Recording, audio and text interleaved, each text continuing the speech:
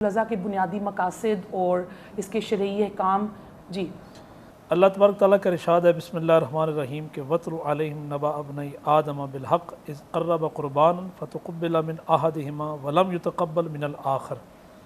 کہ محبوب آپ تلاوت فرمائیے، ذکر کیجئے جناب حق کے ساتھ کہ جناب آدم علیہ السلام کی اولاد کا، کہ جب ان دونوں بھائیوں نے قربانی کی اللہ کی بارگاہ میں، ایک کی قربانی کو اللہ نے قبول کیا اور دوسرے کی جو قربانی تھی اس کو ریجیکٹ کر دیا، اللہ نے قبول نہ کیا. جناب حابیل جو تھے انہوں نے قربانی، چونکہ وہ جانور ان کا کاروبار کیا کرتے تھے اور اس وجہ سے انہوں نے مینڈا قربانی کا جو پیش کیا اللہ کی بارگاہ میں.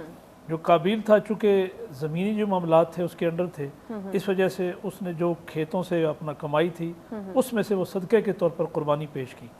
اس وقت مفسرین لکھتے ہیں کہ رائج الوقت سسٹم یہ تھا کہ آسمان سے آگ آتی تھی اور جس کو پکڑ لیتی اس کی سمجھو قربانی قبول ہو جاتی. تو آگ نے آ کر مینڈے کو پکڑ لیا، جناب حابیل علیہ السلام کی قربانی قبول ہو گئی. اور بلکہ علامہ امام الدین ابن کثیر بھی لکھتے ہیں کہ یہ وہی مینڈا تھا کہ جس مینڈے کو رب نے ان کی قربانی کو قبول کیا اور پھر وہی تھا جو جنت میں رہا. وہی پھر مینڈا جناب اسماعیل علیہ السلام کی قربانی کے وقت اللہ نے، ایک مفسرین کی رائے یہ بھی ہے. اب یہاں جو مقصد بیان ہوا کہ جب قابیل کی وہ قبول نہ ہوئی تو اس نے اپنے بھائی کو کہا کہ میں تمہیں قتل کروں گا.